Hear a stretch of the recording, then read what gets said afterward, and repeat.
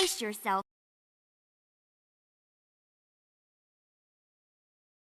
So, October. Horror games. As cliched as it is, I really love this time of year because I get to talk about a genre that I've always found fascinating. The horror genre, to me anyway, is an important one in the game medium or otherwise, because it makes us react in visceral and expressive ways. Fear is visual and provokes a blatant reaction from us, which is why the horror genre has been such a popular one for the face cam Let's Play world. But I want to get away from that for a second and take things back to a time before YouTube, a pre-Amnesia and pre-Resident Evil 4 time, a time when survival horror was still a relatively niche field and the reins were still in the hands of the now grandfathers of the genre, a time when Resident Evil and Silent Hill ruled the stage, and breaking out into the field with something fresh and original was a challenge, especially for a developer outside of Japan. But leave it to the now defunct Silicon Knights, creators of the original Blood Omen Legacy of Kain game, to tinker with what was then a genre that was almost exclusively handled by Japanese developers. Eternal Darkness Sanity's Requiem was their brainchild, a game that is often helmed as one of the most underrated games to ever hit the Nintendo Gamecube. In the field of what many today would call classical survival horror, Eternal Darkness played with horror elements in ways that even the kings of the genre at the time had completely ignored.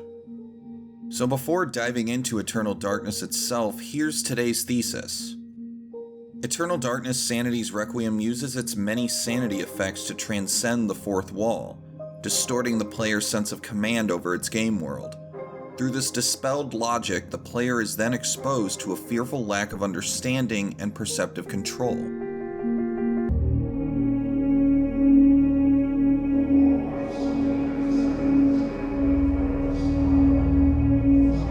Eternal Darkness begins with Alexandra Roivas, a young woman who discovers that her grandfather Edward was mysteriously murdered. Without any answers from local law enforcement, Alex scours her grandfather's mansion for any clues to his gruesome death. In her investigation, she finds the Tome of Eternal Darkness, a book of skin and bone that tells of ancient evil beings and a long legacy of destruction in their wake.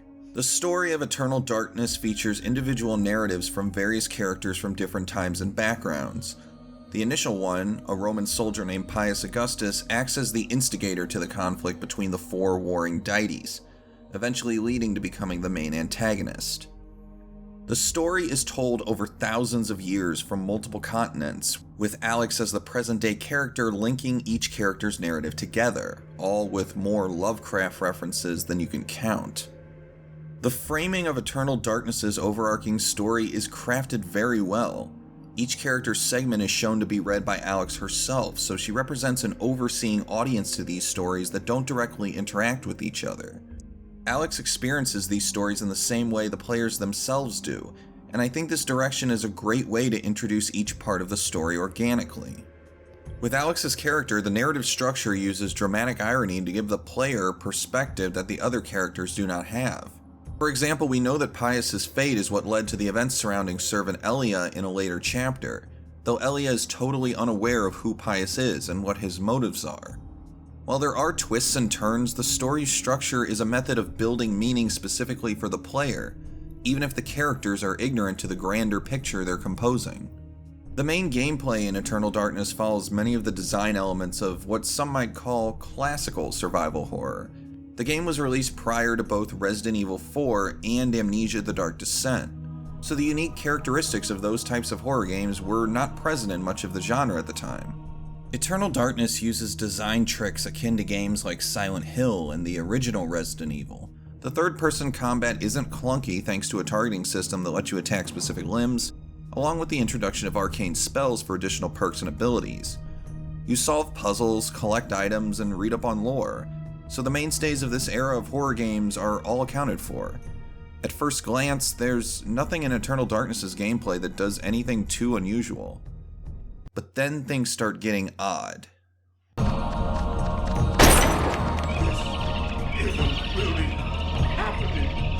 Earlier I mentioned that the story of Eternal Darkness is meant to give the player a sense of perspective, even when its characters are mostly left in the dark, no pun intended. It's a way to develop meaning and construct logical progression for what is actually a pretty woven web of a story. Well, that structure is a red herring. It's a big red herring, in fact, because Eternal Darkness's design wants to do the exact opposite. It wants to confuse, disorient, and make the player feel like they can't fully trust the rules of the world they explore. This is through a number of methods, but they all cycle back to the signature Sanity Meter. When enemies are in close proximity to your character, they will decrease the character's sanity, represented by a green meter. When sanity gets too low, the character will begin to lose health, and if health is too low, they will die. Sanity can be refueled through a number of methods, like finishing off enemies or simply healing sanity through a magical spell. When sanity is low, however, the character and the environment will begin to act differently. The character will begin to panic and frantically mumble to themselves.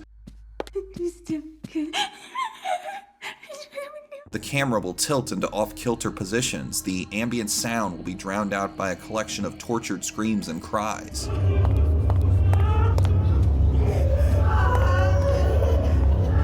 It's disarming and outright terrifying in the right moment, but Eternal Darkness doesn't stop there. It's not content with making the character seem insane. They want to go one step further. They want the player to seem insane. This isn't really happening!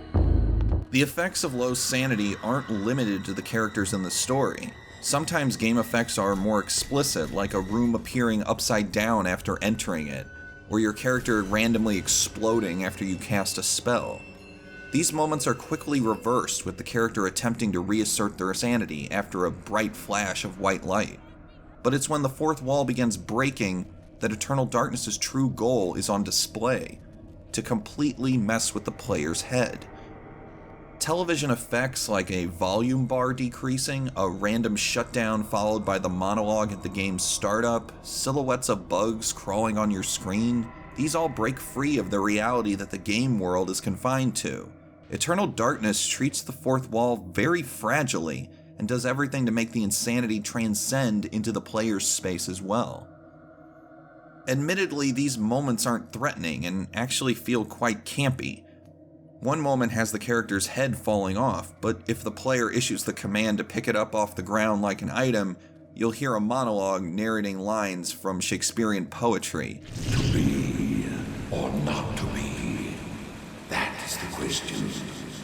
Others feel even more unusual, like being kicked to a blue screen of death, pausing your game to see your entire inventory missing, or most infamously, having the game appear to erase all of your save files. They're harmless fun, but they introduce an interesting characteristic about the fourth wall. As players, we're immediately meant to exert control over the game world. Our default state as gamers is overseeing the interactions of an avatar with the world they explore.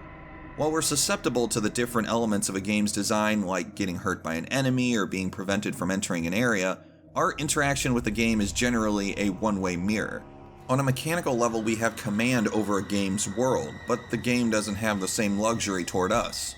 The characters can't interact with us directly, and that's the nature of the fourth wall. Fiction is not conscious of the fact that it's fiction, and that's because of our power over the fiction.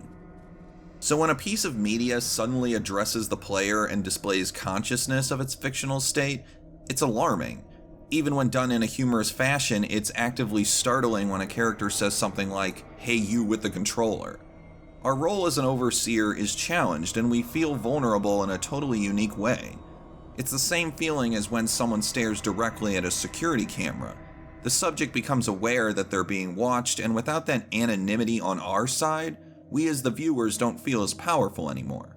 This draining of agency exists in any medium that breaks the fourth wall, but in games it's especially arresting because we are meant to be in control of the game world we see. Maybe not in every aspect of it, but we're still players and not just viewers. And when we're abruptly thrown into a state of vulnerability, we're naturally driven to feel fear.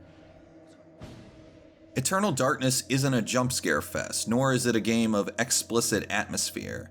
It's a different kind of horror, one distinct from so many other horror games at the time. It makes the player feel vulnerable in a metaphysical sense, disarming them of control and making it seem that the game has an independent identity, even in just a comical sense. When I was playing and a character turned toward the camera on their own, shooting their weapon and creating bullet holes on my screen, I was genuinely startled. It was brief, but its effects stayed in my mind for the next few hours. Eternal Darkness approaches horror in a much more psychological way, existing as a subtle commentary on metafiction and showing that even the lightest taps of the fourth wall can make giant shockwaves to disrupt our own sense of logic. But really, this makes a lot of sense in context. Lovecraftian fiction prides itself on these powerful creatures, but also benefits from not giving these creatures much of a form. They're always watching, but always from the shadows. They're rarely given a face or an identity that the player can use as a method of understanding them. Ambiguous, nebulous threats are a fantastic way to provide nerve-wracking tension, but without bringing the threat to the same level of the player. In a way, Eternal Darkness's structure acts as that unnamed threat, a faceless phenomenon that confronts the player, not the avatar. Silicon Knights display the illusion of this presence through the Sanity system, and without any logic to power these moments, players feel startled, and that's exactly the moment when fear can truly take hold.